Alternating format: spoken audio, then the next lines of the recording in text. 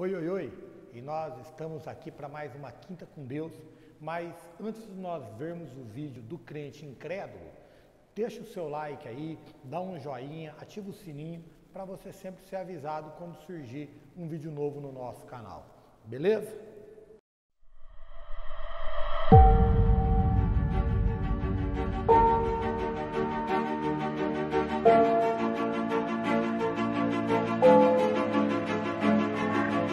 Hoje nós vamos falar do crente incrédulo. O Antigo Testamento nos conta a história de um profeta chamado Jonas. Ele é considerado um profeta menor por causa do tamanho do livro que conta a sua história e que leva o seu nome, o livro de Jonas. Jonas era um profeta de Deus, ele recebe uma missão de Deus para ir para uma cidade para pregar ali a destruição daquela cidade. O pessoal pecou demais, abusou demais, aí deu o limite da paciência, da misericórdia de Deus, e Deus, antes de destruir, mandou que Jonas fosse lá dar um recado.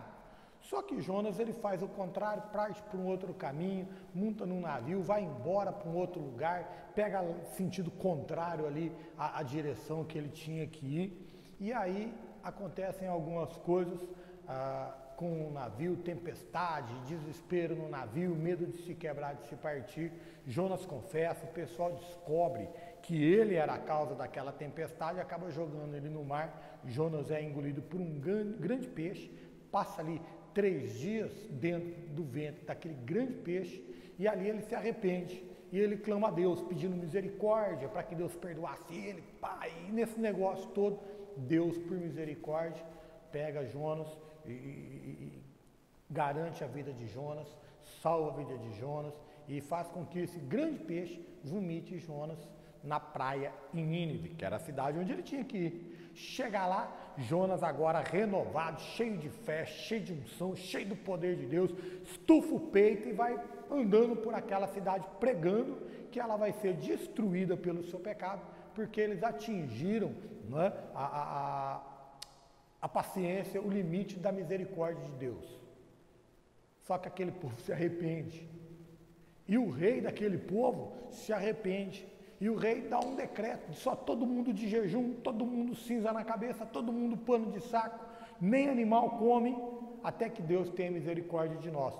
Deus tem misericórdia daquele povo e Jonas fica revoltadíssimo, porque Deus resolveu ter misericórdia e perdoar o pecado daquele povo e dar ainda mais uma chance.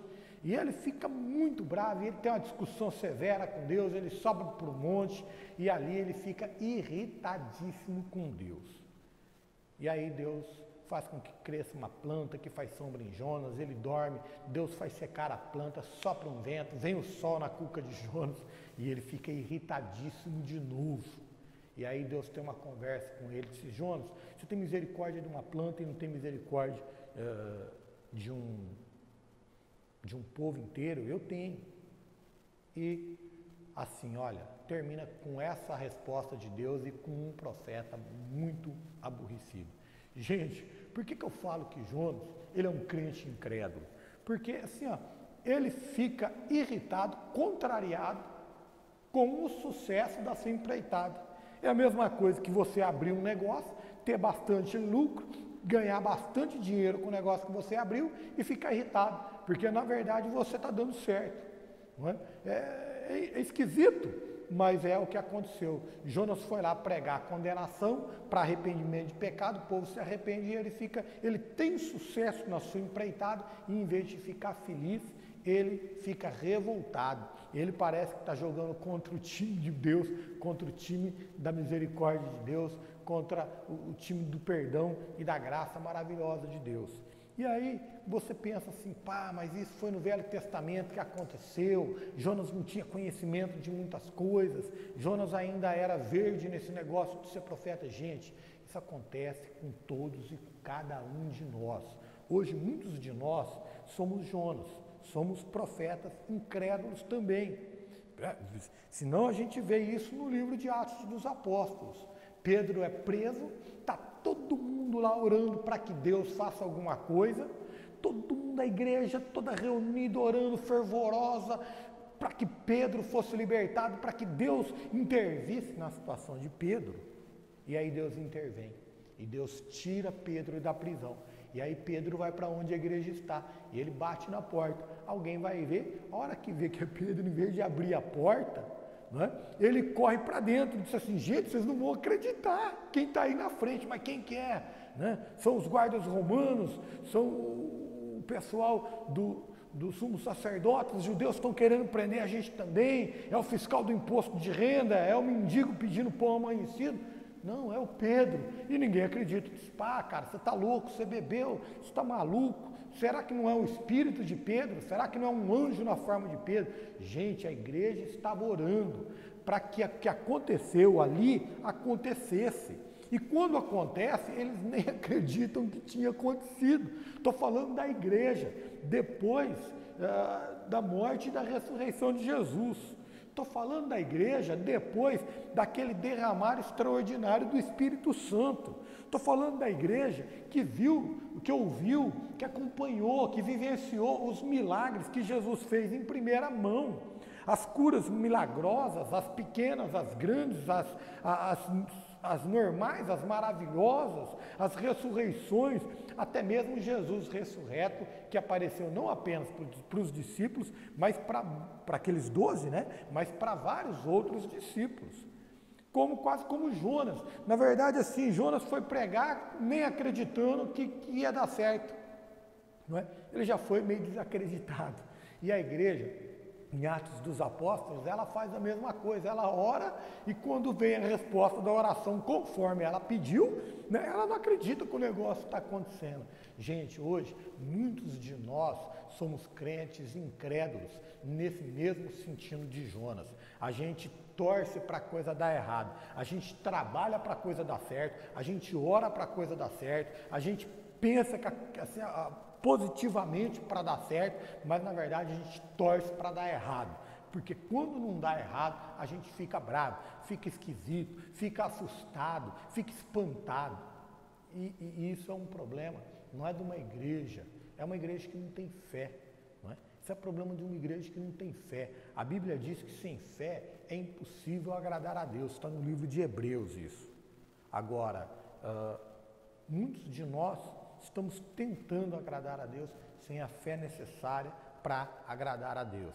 É gente que torce contra. Às vezes você não faz parte do projeto e aí você torce contra. Às vezes você tem uma ideia diferente, alguns, né, da execução do projeto, da realização do projeto, da visão de um projeto, e aí porque tem essa visão diferente, torce contra. Alguns não são inseridos no projeto, aí torcem contra. Eles vêm para a igreja, na hora de orar pelo projeto, eles oram pelo projeto, eles levantam a mão com um projeto, eles até apoiam de alguma maneira, eles dão um aporte, ou seja financeiro, ou com qualquer outro recurso, para o projeto, mas assim, torcendo para o projeto dar certo. Dá errado, porque quando o projeto dá certo, eles se sentem irritados, né? Revoltados, eles se sentem desconfortáveis. Por quê? Porque aquilo que eles acharam que não ia dar certo, acabou dando certo. Jonas vai lá pregar para o povo se arrepende, ele fica louco, ele fica revoltado, diz assim: pá, Deus, por isso que eu não queria vir, eu sabia que o Senhor ia perdoar esse povo, o Senhor era que destruir todo mundo, eu não vim aqui falar que já deu para eles, que já atingiram o pecado deles, já a cota de maldade deles chegou no limite. Então, se eu falei para eles que ia cair fogo do céu e que eles iam morrer tudo, o Senhor tinha que ter matado eles, porque foi isso que eu vim fazer.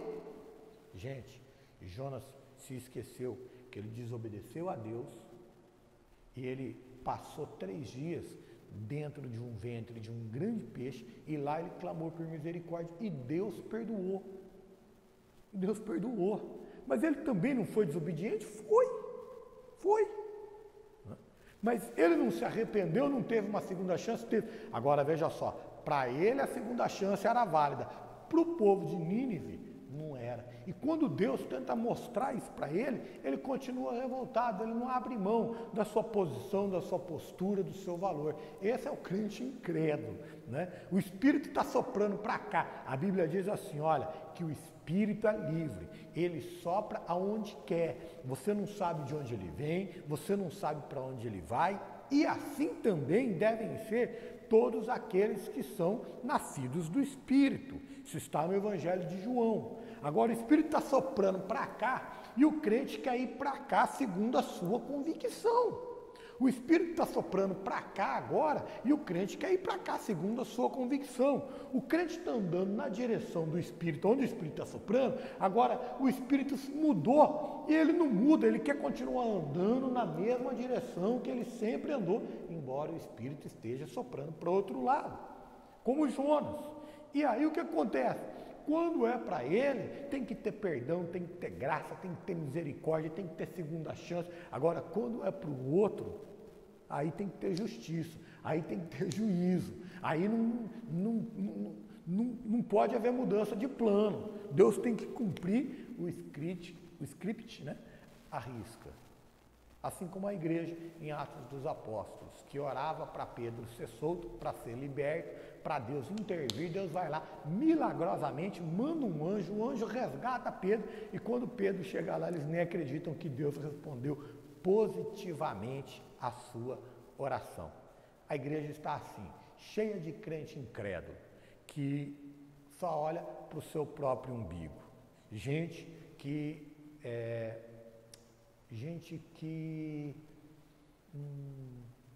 estou procurando uma palavra mais certa para não ser assim tão ofensivo, não é? Mas é assim, é gente que sente tristeza com a vitória do reino de Deus, do povo de Deus, dos projetos da igreja que não o incluem. É gente que faz o seu serviço e quando passa o bastão para outro, fica torcendo para o outro dar errado, para que o seu seja mais valorizado. Gente, nós não fomos chamados para isso. Nós fomos chamados todos para o mesmo objetivo. Às vezes Deus usa a um, às vezes Deus usa a outro. Às vezes Deus usa alguém em um tempo, às vezes Deus usa a outro em outro tempo. E assim Deus faz conforme Ele quer. E quando nós passamos por essas dificuldades e quando nós pisamos na bola, batemos com a cara na parede, a gente necessita, busca e recebe o perdão e a graça de Deus. Então, quando nós olhamos para outros, existem até 2 ou 3 parábolas assim, dizendo a respeito de como nós devemos ser tratados. Jesus mesmo, ele faz uma advertência severa nesse ponto, nesse sentido. Ele disse assim, olha, na mesma forma que vocês julgam os outros, vocês serão julgados. Ou seja, o grau de medida da misericórdia e do juízo de Deus para a nossa vida é o nosso mesmo. Então, vamos repensar a nossa fé, deixar de ser Jonas e ser um pouco mais compassivo, né? Deixar de ser Jonas para ser mais Jesus. E que fique essa reflexão para você nessa quinta-feira e que ela possa ter ajudado a tua vida. Fique em paz, fique com Deus, pensa a respeito disso, deixa Jonas para lá e vamos seguir para o caminho onde o Espírito está soprando. E o Espírito hoje sopra graça, misericórdia e união. É isso que nós precisamos, andarmos juntos, unidos. Apesar das nossas diferenças, nós precisamos estar unidos. Menos Jonas, mais Jesus para a sua vida. Um beijo no teu coração e que Deus abençoe você e até uma próxima quinta, se Deus quiser. Vai lá.